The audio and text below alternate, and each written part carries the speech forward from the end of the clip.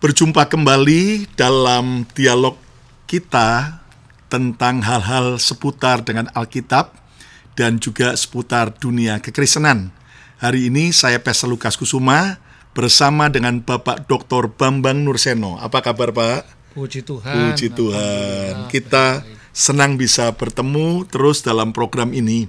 Pak Bambang, ada lagi nih tuduhan-tuduhan bahwa Alkitab kita di perjanjian baru nih, itu katanya sudah dipalsukan. Baik ada penambahan-penambahan maupun pengurangan-pengurangan. Nah, bagaimana tanggapan Bapak?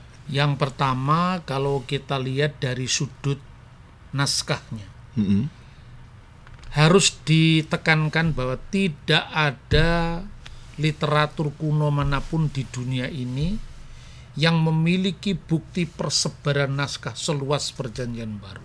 Wow. Kita memiliki naskah kurang lebih 5.700 naskah. Oh ya? Perjanjian baru. Perjanjian baru. Dan yang kedua, dari segi time gap, jarak waktu antara penulis dengan naskah tertua yang ditemukan, itu juga pemegang rekornya perjanjian baru. Kita bisa bandingkan misalnya dengan naskah-naskah tulisannya Plato, Aristoteles, Demokritus, ya, Herodotus yang menjadi rujukan sejarah dunia. Kadang-kadang ada yang naskahnya hanya 7 buah, 8 buah, paling banyak itu Homer, lebih dari 600. Tapi jarak antara para penulis karya-karya besar dunia ini dengan naskah tertua yang ditemukan, itu bisa berjarak 1.300 tahun. Oh, jauh sekali. Bisa berjarak 1.000 tahun. Lah perjanjian baru itu, katakanlah misalnya, kita kan punya selain kodek itu Alkitab dalam bentuk Papirus. dijilid. Oh, ya, dijilid. Setelah papirus. Oh. Misalnya kodek Vatikanus yang disimpan di Vatikan, kodek Alexandrinus yang ditemukan di Alexandria, kodek Sinaiticus yang ditemukan di biara Saint Catherine dari gereja Ortodok Yunani di Mesir. Lalu ada kodek Ephraimi Rescriptus itu di biara Mar Ephraim Syria. Itu rata-rata abad ke-4, abad ke-5. Namun sebelumnya kita memiliki papirus tadi. Papirus itu bahan-bahannya hanya ada di Mesir. Naskahnya ada yang hanya berjarak belasan tahun dari penulisnya. Oh. Luar biasa kan? Contohnya misalnya papirus P52 itu disimpan di John Ryland Library di England. Itu kalau Yohanes wafat di Efesus, menurut catatan para bapak gereja mula-mula, tahun 96 Masehi. 96 Masehi, di abad pertama. Abad pertama kan. Sedangkan naskah ini hasil uji karbon, itu ditemukan di Mesir P52. Sebagian dari Injil Yohanes. Dari tahun 115.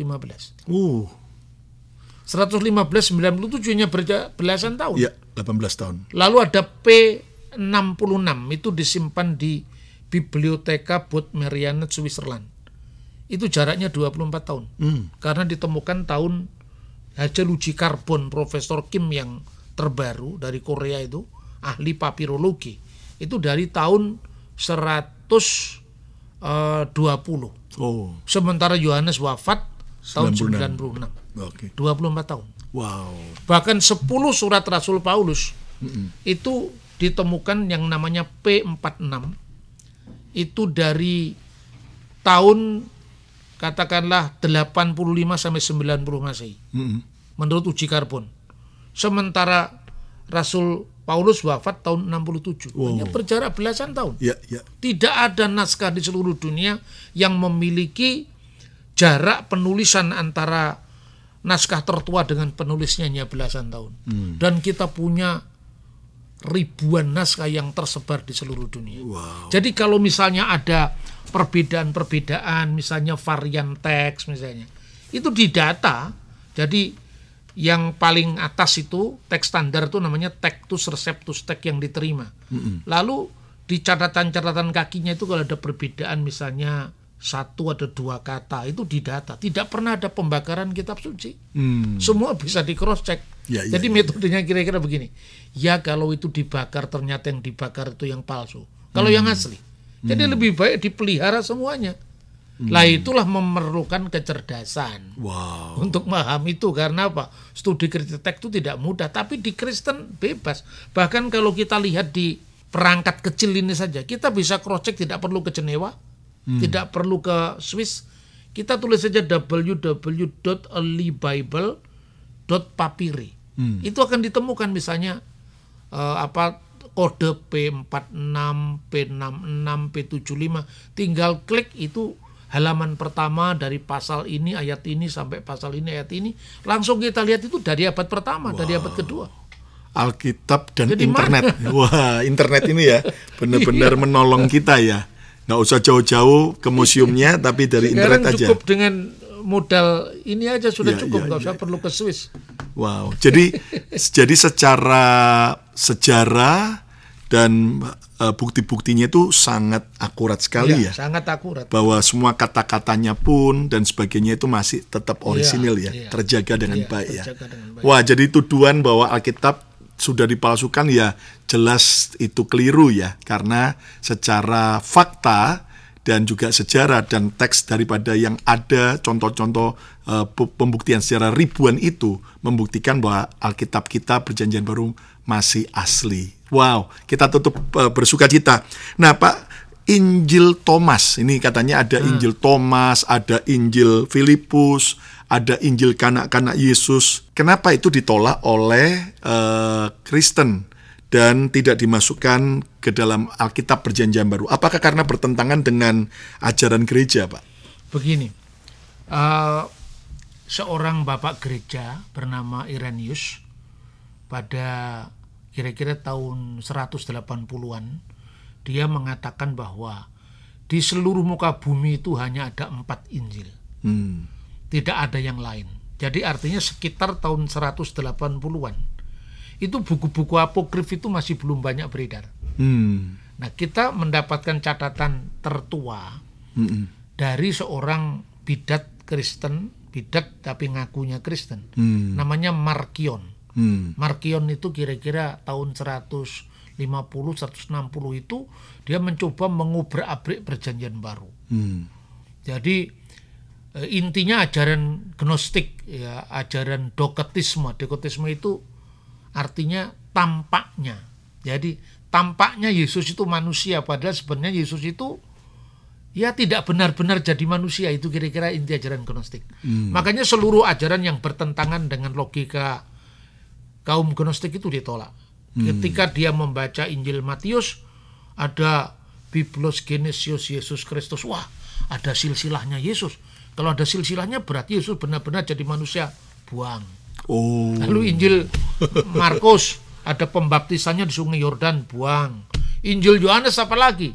Firman itu telah menjadi manusia.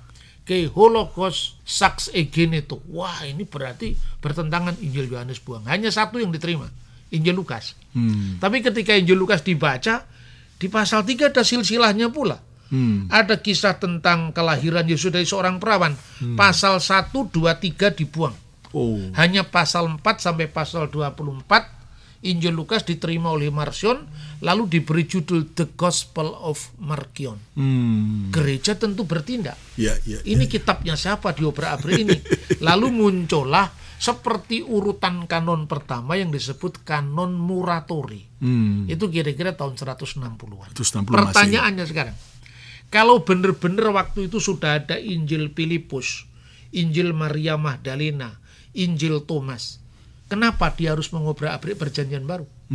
Artinya sampai tahun 150-an, 160-an tidak ada kitab lain kecuali Perjanjian Baru. Baru kitab itu muncul di abad belakangan. Misalnya Irenaeus menyebut Injil Yudas. Itu kira-kira tahun 180-an. Tapi Injil Yudas sendiri eksistensinya baru ditemukan sekitar tahun 2000-an ke atas.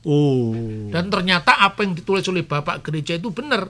Waktu itu ada sekte namanya sekte Kain yang percaya adanya buku yang namanya Injil Yudas. Itu bukan Yudas beneran yang nyatet, tapi mencatut namanya dari murid-murid Yesus. Nah, itu satu. Yang kedua, apakah benar tadi karena itu bertentangan dengan ajaran gereja lalu ditolak seperti yang digambarkan dalam dongeng Da Vinci Code itu, katanya Konstantin bakari kitab suci. Itu cerita mitologi, itu cerita apa ya? Dongeng, mitos yang tidak pernah terjadi. Tidak pernah ada pembakaran Alkitab di zamannya Konstantin. Yang dibakar itu hanya satu buku. Buku karya dari Arius sebagai simbol penolakan gereja terhadap ajaran Arius yang menyangkal keilahian Kristus. Tapi justru buku-buku seperti Injil Thomas, Injil masa kanak-kanak Yesus, itu malah melebih-lebihkan mujizat Yesus. Satu contoh misalnya, Injil masa kanak-kanak Yesus itu dikenal dalam bahasa Arab Al-Injil At-Tufuliyah. Injil masa kanak-kanak Yesus itu berasal dari abad ke-5. Aslinya dalam bahasa Syriak, kemudian diterjemahkan dalam bahasa Arab yang dikenal dengan Injil At-Tufulah atau Injil At-Tufuliyah.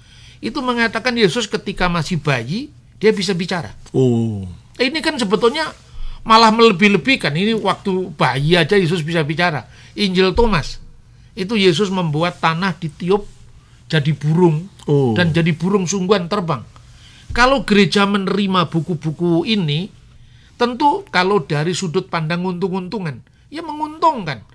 Yesus penuh keajaiban sejak masih bayi. Kayak jualan itu malah mendukung jualannya tambah rame. Jualannya tambah rame. Ya, tambah tapi heboh. Persoalan kanonisasi itu kan bukan sekedar untung-untungan, tetapi ini punya nilai sejarah apa tidak? Karena Injil Thomas yang menceritakan Yesus sudah bisa membuat mujizat dari tanah dibentuk seperti burung lalu ditiup beneran jadi burung. Itu dari abad ke-4. Injil Tufulah abad ke-5. Dan ini tidak punya nilai sejarah. Apalagi dalam Alkitab Injil Yohanes yang sudah muncul di abad pertama Masehi, mujizat pertama yang dilakukan Yesus itu mengubah air menjadi anggur. Itulah mujizat yang pertama. Jadi artinya mujizat Yesus umur 5 tahun membuat tanah ditiup jadi burung, Yesus bicara waktu bayi, itu tidak punya nilai sejarah. Sekali lagi, kalau itu diterima misalnya, gereja malah untung. Tapi logikanya. Logika sejarah bukan untung-untungan, tapi benar apa tidak kebenaran itu terjadi. Karena mereka baru ada muncul setelah abad-abad selanjutnya. Ratusan tahun. Walaupun ternyata memang kayaknya keren, ya kan.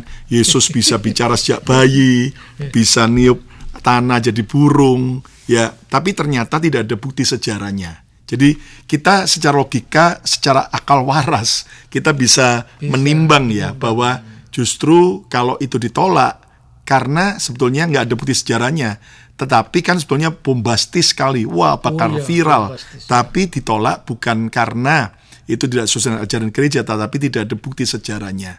Jadi, nah bahkan kalau sampai tetangga sebelah itu mengambil bahwa Yesus tuh bisa niup debu jadi burung, itu berarti dari Injil yang tidak terbukti sejarahnya itu, Pak, ya?